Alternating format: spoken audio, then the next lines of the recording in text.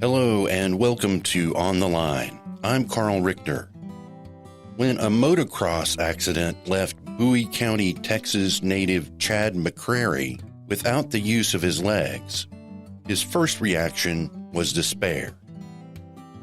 For this week's episode, I spoke with Chad about how he overcame that adversity to become a professional bodybuilder, motivational speaker, and author.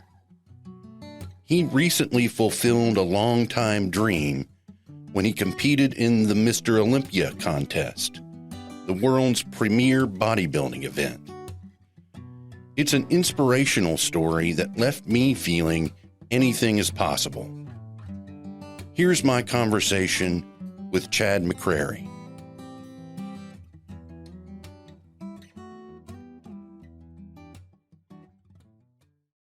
Good morning. Thanks for joining me today. I'm really interested to hear your story. Thank you for having me. I'm grateful. I appreciate it. It's an honor.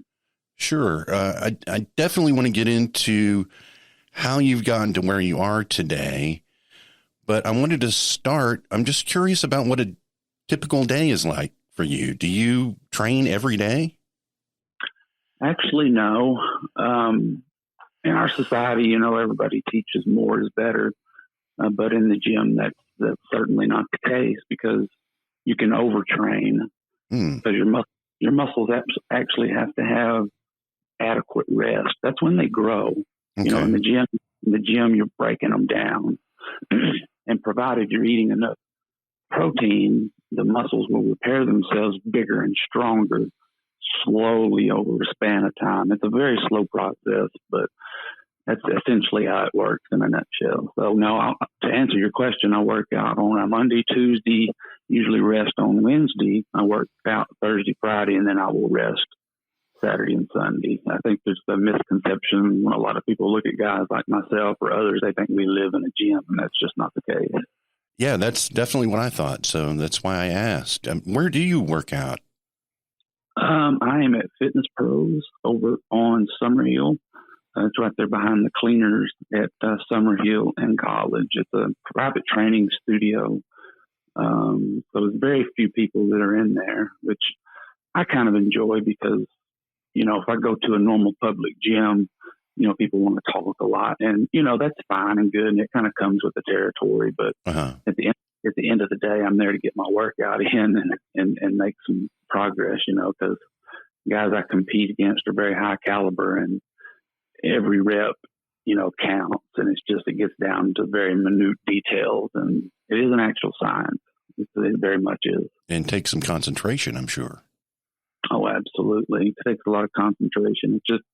Sometimes it's overwhelming preparing for such a show because you just feel like it's almost like you're counting the breath of each day, but I mean, not literally, but everything is so calculated. And then, people just see the pictures and they're like, okay, yeah, that's awesome. But they don't see what goes on behind the scenes. And it's literally a 24/7 thing. I know my days are structured. I'm going to eat between 5 and 6 meals every single day. Mm-hmm. And I'm going to get in that right macronutrient ratio of carbohydrates, proteins, and fats. And, that takes a lot of preparing. My days are very structured in a sense of around my eating and resting. And how I take my nutritional supplements and when I take them, it's a lot. It's a lot, but I love it. It's a labor of love. I don't, it's something I've always enjoyed doing. So to me, it's not work, and it does give me structure, and I need the structure. Besides the obvious, how do your workouts differ from someone who has full use of their legs? Do you have to use different equipment, different techniques, anything like that? That's certainly a good question. The short answer to that is yes, I have had to change the way I work out because now everything I do has to either be sitting down or laying down. So there was a lot of improvising in the beginning because I was used to doing a lot of heavy compound movements on my feet. I can't do that anymore. So I've just had to get very creative, and improvise, which my past line of work as a firefighter and a paramedic, we had to learn how to improvise. So that really wasn't too much of a hurdle for me in that aspect. But yeah, really had to to do some modifications on how I do things. I'm not super familiar with the bodybuilding world. What wins competitions? It's judged, correct? It is a panel of judges, generally 5, 6, 7 judges, and they're judging one on your symmetry, your proportions, and your leanliness. And also with that, your posing. Okay. That scores points. You know, you get up front, and in bodybuilding, there's nothing to do with weights on stage. You get up and you go through these mandatory poses of like a front double bicep. Right. And then so it's not like powerlifting where you're actually lifting. No, sir. Right. We get on stage and we line up side by side and they compare everybody. And you go through these comparisons of, you know, side chest, side tricep, you know, quarter turn to the right, and then we're going to look at your back, and then quarter turn to the right, and then we're going to look at your right side, and then back quarter turn to the right facing the judges. And at each one of those quarter turns, they ask you to hit certain poses. And what they're looking for, like I said, it's symmetry. They're looking for your proportion. How does your physique flow? Are you lean? You know, because if you get up there and you're just smooth and you can't see the cut, mm-hmm. you're not going to score very well. Okay, so it's a lot more than just bulk. Oh, my word, yes. And then you have the whole aspect of practicing your posing to get that, you know, to master the art of posing. And it is very much an art. And it's one that I'm still learning, you know, to make it look very graceful when you get up there and really show the anatomy of the body. And to me, it's a beautiful thing. You know, when I look at other guys, other bodybuilders, and even the females in the fitness industry, you know, it's just displaying that work of art. You know how much hard work has went into it. You know, I love the sport, man. I always have. It's really interesting. Yeah. Does your condition put any limits on what you're able to achieve? Do you have a lower ceiling than other people? Well, if you would have asked me that prior to my injury, I would have said, yeah, interestingly. But after my injury, I was told I'd never walk again. I was told I'd never lift weights again. I was told I was never going to do a lot of things. So I try not to put a limit on what I can do. My mantra to people is, if you can believe it, you can achieve it. And it is very much a mindset. And you can train your brain much like you train your muscles to rewire that thinking into a new way of thinking. You change your thinking, because when we change the way we look at things, then the things that we look at start to change, if that makes sense. Mm-hmm. And it's all about perspective. And yes, if you really want to get right down to it, there is some things I can't do, but you know, I focus more on what I can do rather than what I can't do. And I always like the word, you know, impossible. But when I see that word, I see it as I'm possible, not impossible. Mm-hmm. I'm possible. So that's another thing, you know, with my speaking and stuff, and I try to convey to people is a lot of times we already have this preconceived idea of what we're capable of. And that ceiling is low in comparison to what you're really capable of. Mm-hmm. The human body is a very amazing thing, and it is so much more capable than we give it credit for. And I always tell people, you're never going to know what your body's limits are if you don't push it to its limits. Mm-hmm. You'd be surprised how much higher, faster, further you can go when you harness that mindset that I'm going to do it. What was your life like before your injury? Sounds like you were always a pretty athletic guy. In high school, no. I was, believe it or not, I was about 6 foot tall and 160 pounds. Oh, wow. Yeah, and I played my freshman year, and I didn't even finish the season. I got tired of getting run over. I was just so skinny, and I was like, quite frankly, didn't like getting run over. And you're talking about football? Yes, sir. So, you know, then my senior year, I played left field in baseball, and yeah, I'll just be honest, I wasn't even good. Mm-hmm. So I wasn't always athletically inclined. So prior to that, you know, I just I graduated from DCAB in 92 and worked a lot of construction work and stuff for 7 years. And then I just come to a point one day where I realized that I didn't want to do that the rest of my life, that I wanted to do something. I was already on the volunteer fire department over in DCAB, and I wanted to become a paramedic. And I set my sights on that. And I didn't know I'd be able to pass it. And I tell this to a lot of people. They don't realize when I was in school, I was in special education.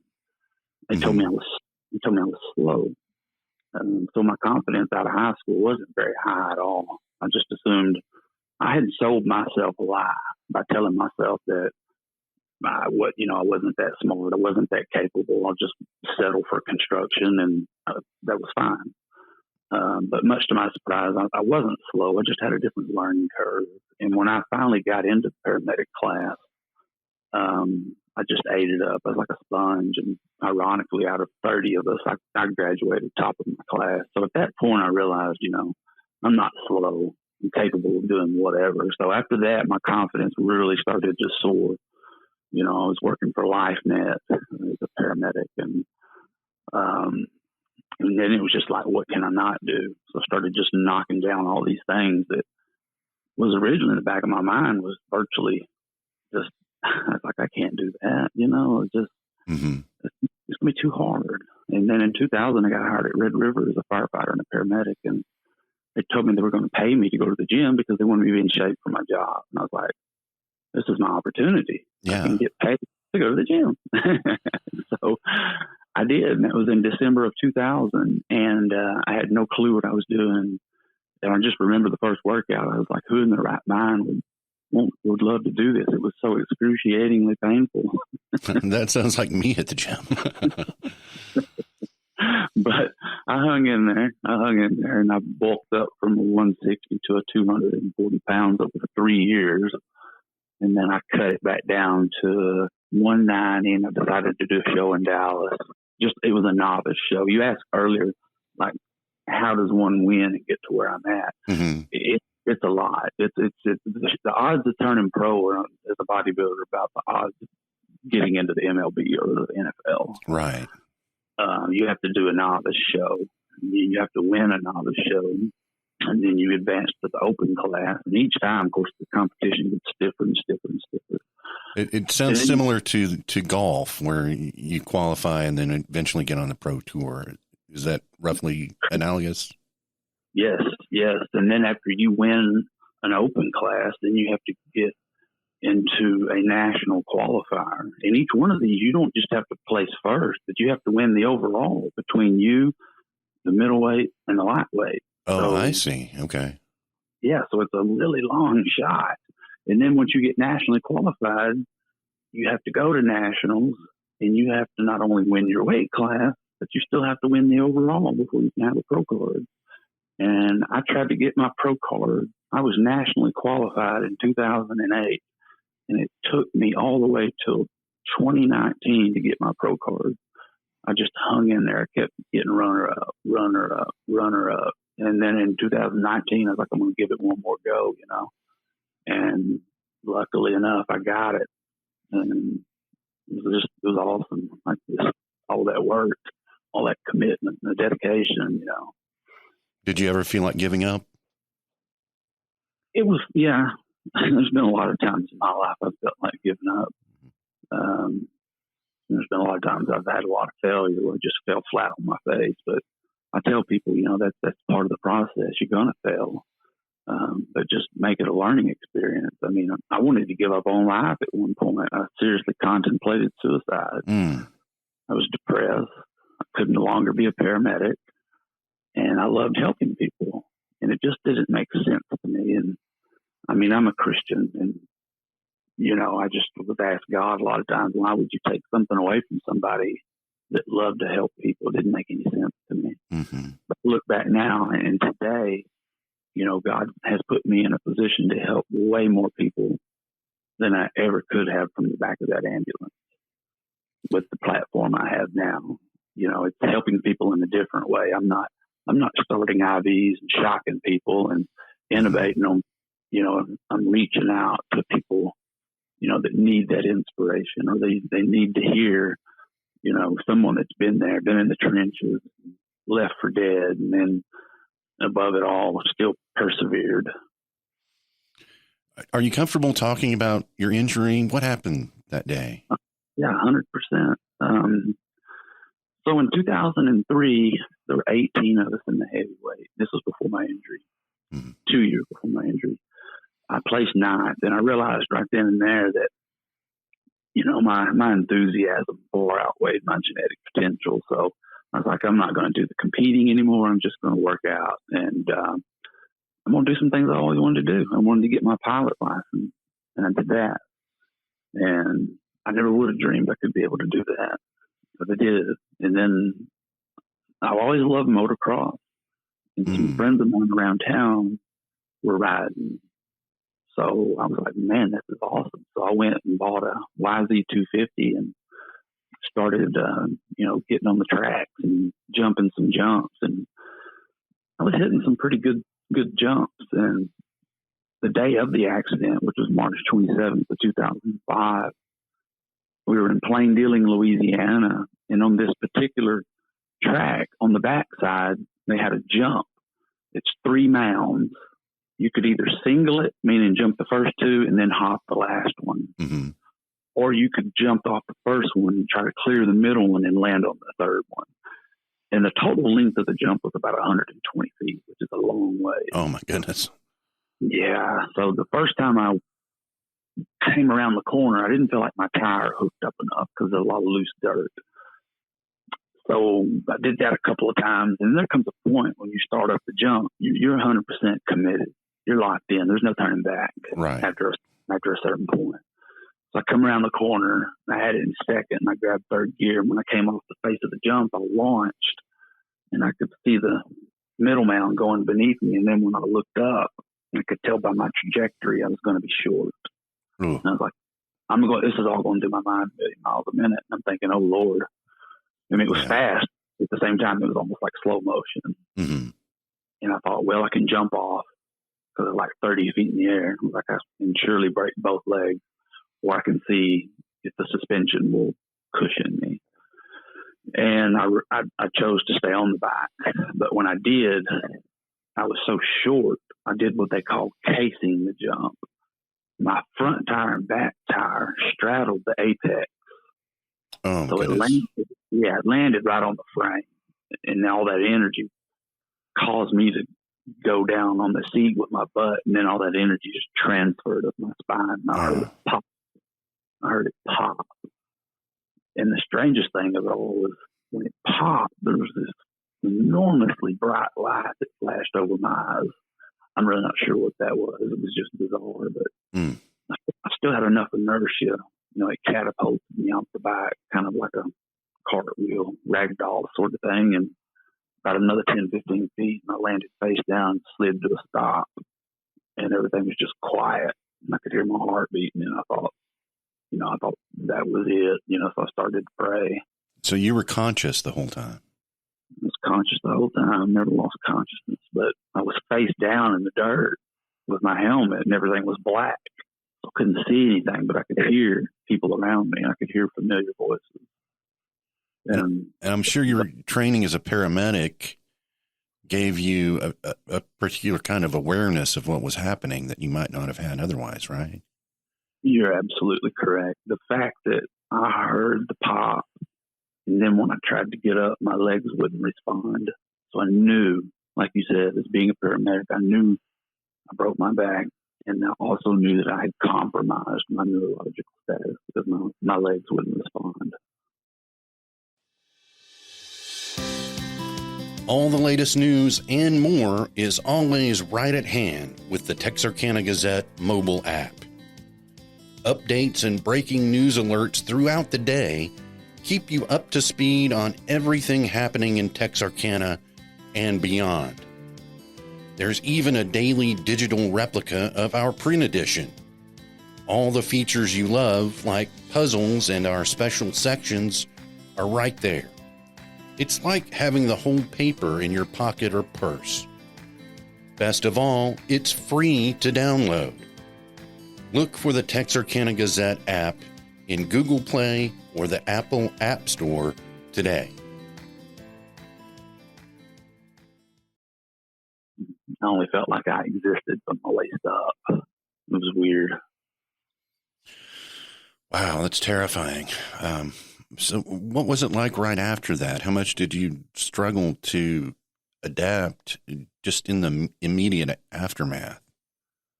Well, I was airlifted to LSU, Uh-huh. and the doctors kept thinking maybe I had what they call a stinger. Right. Football players get it, just a sudden jolt to the spinal cord. It causes temporary paralysis, but in my mind, I knew it was more than that. Mm-hmm. It was just my training and my gut feeling. So they ran me through a series of MRIs and X-rays just to confirm my suspicion. It was a T12 burst fracture. And they had to wait a week for the swelling to go down. And so I just laid there, I was thinking about my new wife, my marriage, and my career as a firefighter and a paramedic, and how, I was thinking it could be over. It probably is over. It was so overwhelming. I think my brain kind of shut down from all the trauma, just such a life-changing event. And they did the surgery a week later, a 10-hour surgery, and the surgeon told me after the surgery they picked out 142 pieces of just that T12 vertebrae. Oh, my goodness. Yeah, it exploded. But the bad thing is, your spinal cord runs through your vertebrae. Mm-hmm. And then in the typical adult, it's about 36 inches long from the base of the brain. And at the T12 level where it snapped, it also tore my spinal cord about 95% in two. Oh, my gosh. And that was the most painful surgery. And I laid there for 7-8 days and just had to roll up a wash rag and I just put it in my mouth and bit on it, even with the pain meds, you just couldn't control it. It was unfathomable. I wouldn't wish that on anybody. And the neurologist came in there and she had 2 other neurologists with her. And, they're very to the point, and they should be, you don't want to, we were always told as a paramedic, be straight up front with people so that they understand what you're saying. Right. So she comes in and she looked at me and she introduced her 2 colleagues to me and said, we don't think you're ever going to walk again. And I heard what she said, but I made her repeat it. And I heard it, but I wasn't trying to digest it. It was like the whole world just went numb at that point, to tell me that. And that was hard, it was very hard. So I stayed there for a couple of weeks, and then they shipped me back up here to St. Michael rehab for 92 days. I didn't get to come home for like 100 days. Oh, my gosh. Yeah. So came back home, was in the wheelchair, couldn't walk. Just trying to figure things out, it was so crazy. And I remember one day I was just praying, to God. There's a lot of uncertainties. And for whatever reason, there's just all of a sudden there was a peace that came over me that I knew no matter what, that everything would work out and it would be fine. So they put me in dispatch for 2 years. I knew my career was over, and they never tell me that. I knew. Mm-hmm. And I worked for the government, so they were willing to accommodate me because I could have went out on full disability. I still could, but I'd rather, if I can get up and go to work, I'd rather get up and go to work. I don't want to draw disability. So I went to the legal office and spent 10 years there in the headquarters building, and now I'm downstairs in procurement and solicitations in the business office. So was there one moment, one turning point where your perspective changed? Yeah, there was a couple pivotal moments. One that I can think of right off the top of my head that sticks out to me is I was featured in 4 States Living magazine, and I was on the cover. And, I didn't think a lot about it. It was just kind of brief coverage of me and my story. And I was in Walmart one day, and this lady I didn't know, she stopped me and said, I don't mean to bother you. I said, you're not bothering me. She said, I just wanted to tell you something. She said, are you the young man that was on the cover of Full Face magazine? I said, yes, ma'am. I is. And she said, I just wanted to tell you that my daughter was going through a really rough patch. She went through a divorce. She was struggling with alcoholism. And she was contemplating killing herself. And she said she picked up that article and read that about you. And she said, I want you to know that she has gotten on with her life. And I just remember that point. I didn't know what to say. I just distinctly remember getting goosebumps all over me, and like the hair on the back of my neck stood up. I still don't know what I told that lady. I wasn't prepared to hear something like that. Mm-hmm. Like I just said amen or something to that effect. So after that, I realized how much I had significantly underestimated the power of my testimony to touch other people. Because to me, it wasn't a big deal. I've lived it. So to hear that, it was like, wow, that's powerful. And then I began to just kind of tell my story. Mm-hmm. And then I remember I had this feeling. See, I kind of did a little bartering or bargaining with God at one point. I told him, I said, if you'll make me walk again, I will carry your story. I'll carry your word. And after 3 long years of trying everything I knew to try to get out of that chair, because see, I still had 5% to work with. Mm-hmm. And I got to where I could stand for like 5 seconds, and I could holding on to like the bar in the living room. Then I could stand 10 minutes, and I could stand 15 minutes. And then I got a walker, and I could go 5 feet. And then I could go 10 feet. And this is all, over months and months and months and months and months. But I was just relentless and determined that I wasn't going to be bound to that wheelchair the rest of my life. And I can today. I can stand up and I can walk short distances. I don't like to. I do it, but it can be dangerous because the walk is very lame, and I could fall and hurt something or hurt more. Who knows? Mm-hmm.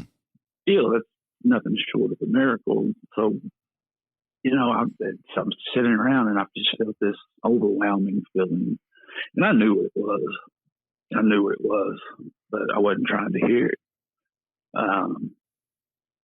I told God, it's like he got the wrong person. It's just, I can't be up in front of a crowd of people like that, Mm. And I didn't feel qualified, to be quite frankly honest. And until I spoke with another gentleman one day that told me something that really stuck out to me.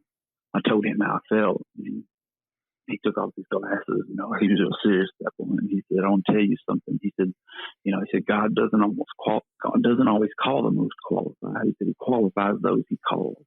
Mm. And man, that stuck. I took that home and I chewed on it and I slept on it. And I was like, all right, God, all right, I'll do it. So I created this website and all these brochures, and nothing happened. I was like, you got to be kidding me. You've been hounding me for 3 years on this job. And then the Bowie County, Western Bowie County Rotary Club asked me to speak. I think it's like 10 people. I was so daggone nervous. I mean, my mouth was dry and I was sweating profusely. I don't even know what I said. Mm-hmm. I was so uptight about it. But they liked it, and then my school that I graduated from DCAB asked me to speak to the school. So this was like 600 people. And it just kept getting bigger and bigger and bigger. And the last speaking I did was in Tyler, Texas, to like 1,100 students. So, yeah, it's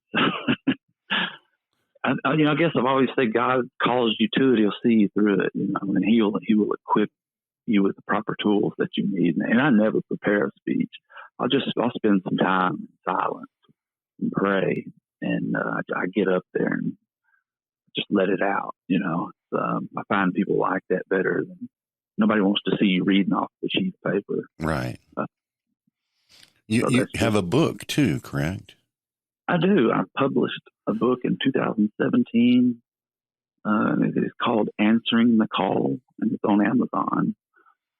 And I thought the name for it would be really good because as a paramedic, I had to answer a lot of calls. But when I felt the calling to be a voice and to speak, I didn't want to answer that call, but I did anyway.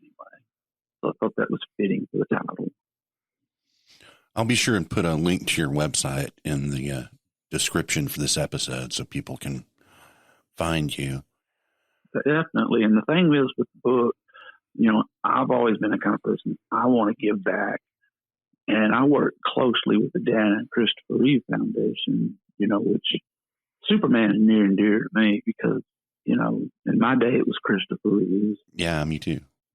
And, again, he had that superhero look. I loved that. And who didn't like Christopher? He had so much charisma, and so much momentum. And he was a heck of an actor. And then for something catastrophic like that to happen to him, that really hit home with me, And, as you know, he and his wife, which they're dead and gone now, but his son, who looks just like Christopher, oversees it, and it's called the Dan and Christopher Reeve Foundation, and it's for spinal cord injury research. So a portion of the proceeds from all of my books go to that organization. That's wonderful. And you're still competing. Just in October, was it, that you were in the Olympia contest, which I gather was a long-term goal for you? Man, I never dreamed I'd be on that stage. When I was a kid, I remember seeing, Arnold Schwarzenegger and Lou Ferrigno and all those guys, on the Mr. Olympia stage. It started back in 1965, and before that, it was Mr. America and the Mr. Universe. And, it seemed like, I was like, dude, it's almost like, I don't know how to compare it, but when I look back at it, it was such a far goal. I was like, man, I'm never going to be there to that point. It's just, I admire it. I love it, but let's be real. And put this in perspective for people. This is the tip-top competition, correct? It is. You have not only do after once you turn professional, but you have to place in the top 5 of the pro show to even be able to get to do the Mr. Olympia. Mm. And my first pro show was in June at the Europa in Dallas, and I got second place, and that qualified me for the Olympia. So the Olympia is the Super Bowl of bodybuilding, like football. Mm-hmm. It is only the best of the best. And there were 8 of us in the wheelchair division. And literally, this is not a Texas thing. It's not a United States thing. It's worldwide. Mm. So there were 8 of us spread out from Italy, Nigeria, the U.S., and even Czech Republic. Of course, I was representing the United States.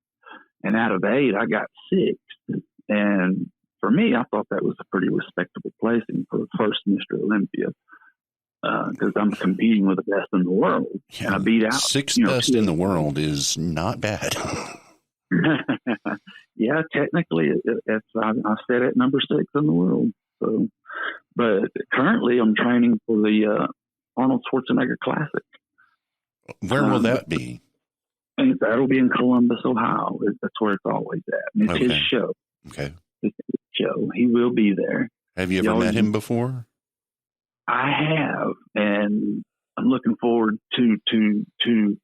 I haven't had a chance to interact with him, but at this show, he will be there and he'll be interacting with all the athletes. He comes around and he tells you, you tell him, he talks to you and you get a picture with him. So it's pretty cool. Mm-hmm.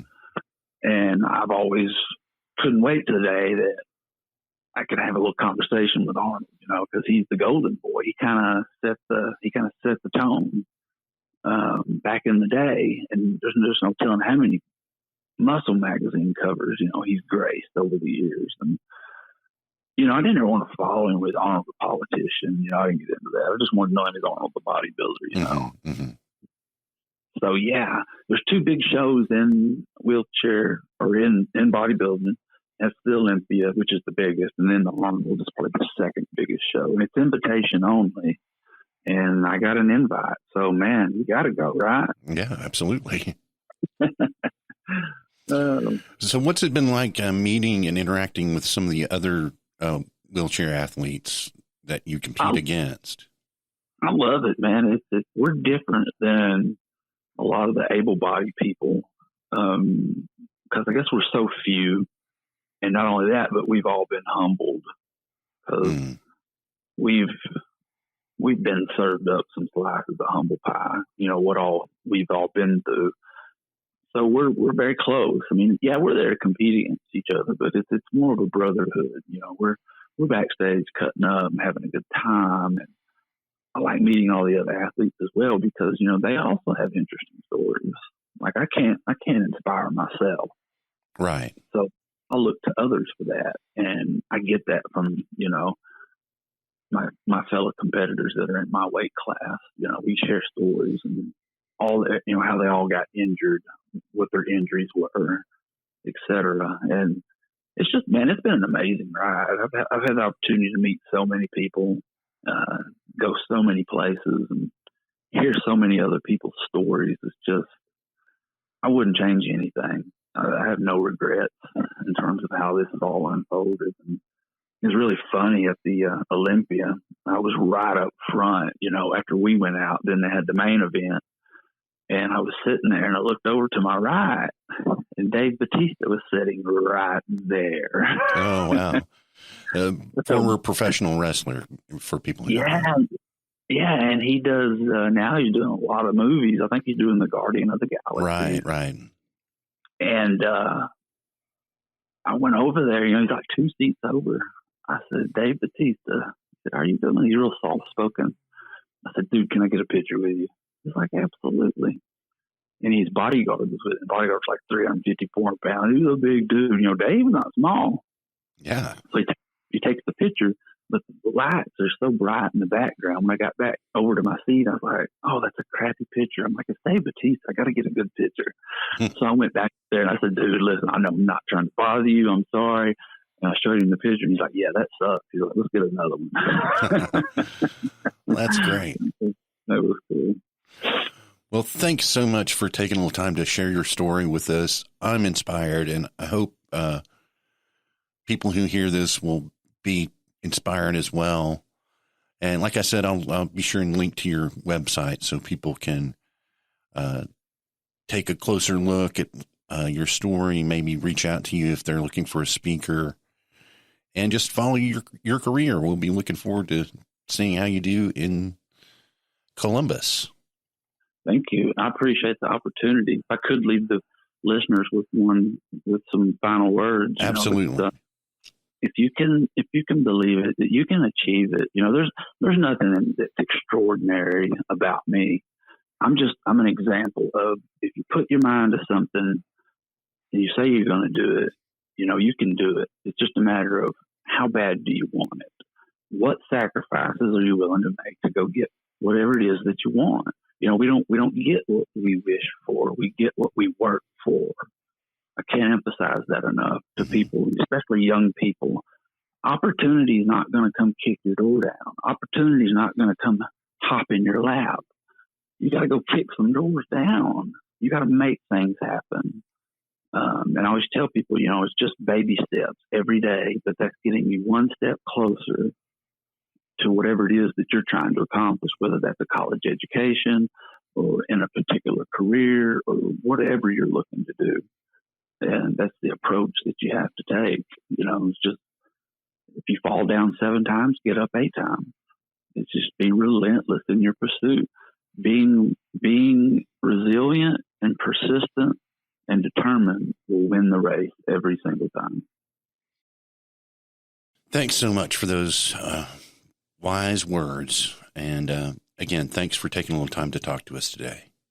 Absolutely. Thank you for having me on. It's an absolute honor. Sure. Take care. Yeah. On the Line is a Texarkana Gazette podcast recorded in Star Bear Studio, right here in downtown Texarkana, USA. The show was written, produced, and edited by Karl Richter. News stories are based on Gazette staff reports. Texarkana Gazette podcasts are made possible in part by a grant from the Google News Initiative Journalism Emergency Relief Fund. I'll see you next week on the line.